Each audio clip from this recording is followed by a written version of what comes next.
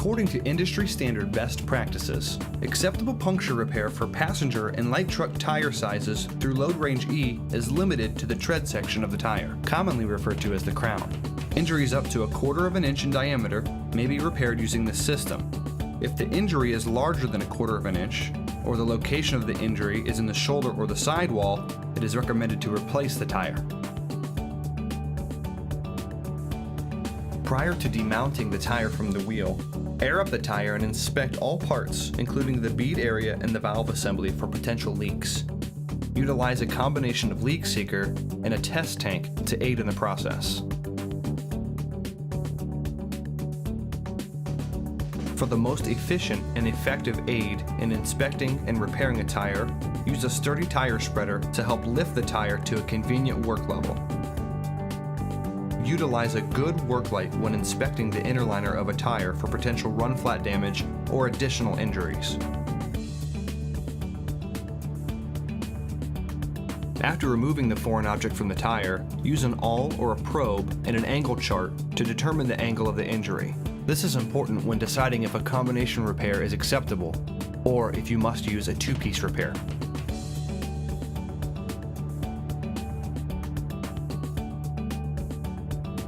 If the angle of injury is less than 25 degrees, it is acceptable to use a combination style repair unit.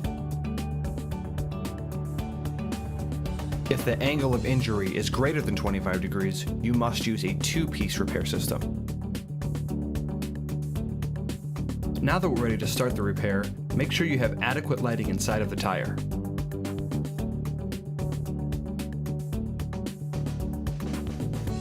An important initial step in preparing the inner liner is cleaning the repair area. Apply rubber prep to the inner liner surface around the area of the injury. Firmly scrape away any contaminants such as dirt, debris, and tire mold lubricants. Repeat as necessary.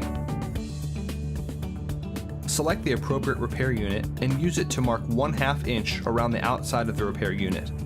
This will act as a guideline when buffing to ensure that the appropriate amount of space is buffed on the inner liner.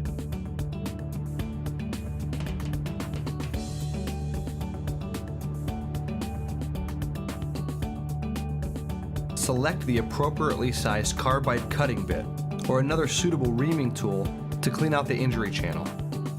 If using a carbide cutter and a low-speed buffer, start from the inside of the tire and make 3 passes through the injury.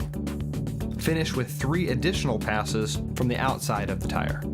When cutting or reaming the injury, it's important to cut in the original direction of the injury. This avoids creating an additional angle or a larger injury. Buffing the inner liner to a consistent surface is a critical part of repair adhesion. Use a buffing wheel and a low-speed buffer to even out the inner liner surface. Be sure to buff away only enough inner liner surface to achieve a consistent velvety texture. Avoid using too much pressure or buffing at high speeds, which could result in buffing through the inner liner and making the tire unrepairable. Use a clean brass brush and scrape down over the buffed area to remove any additional particles or debris from the buffed area. Use a vacuum to remove any additional debris that is inside of the tire. Never touch the buffed area with your hand, a rag, pre-buff solution, or use compressed air to blow rubber dust away from the area.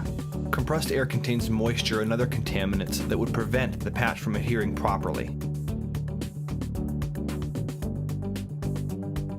Use a spiral cement probe to lightly apply cement through the injury channel of the tire.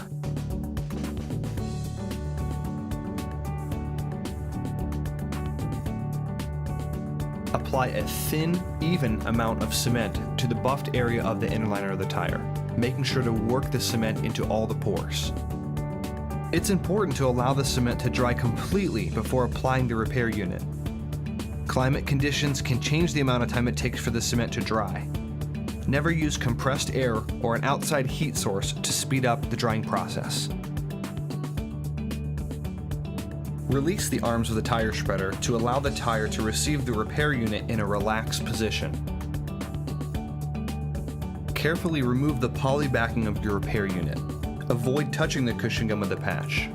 The oil on your hands or any other dirt or contaminants can prevent the patch from adhering properly.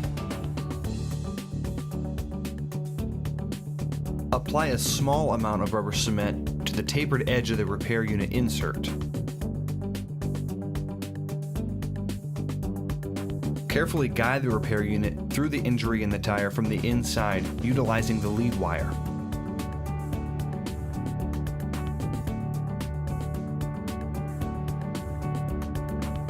Then, from the outside of the tire, pull the repair unit through the injury using the lead wire until you can grab a hold of the rubber stem. Watch the repair unit from the inside of the tire while you pull the rubber stem through the injury. Make sure that the repair unit is fully seated against the inner liner of the tire. Use a stitching tool on the surface of the repair unit. Apply pressure starting from the center and moving towards the outside of the repair unit. This ensures that there are no air pockets and that the repair unit will adhere properly.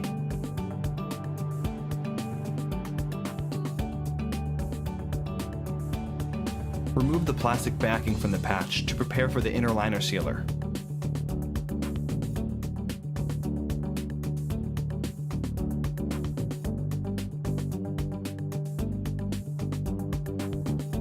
Apply inner liner sealer to the edge of the patch as well as any exposed, buffed area of the inner liner. This puts integrity back into the inner liner as the airtight component of the tire.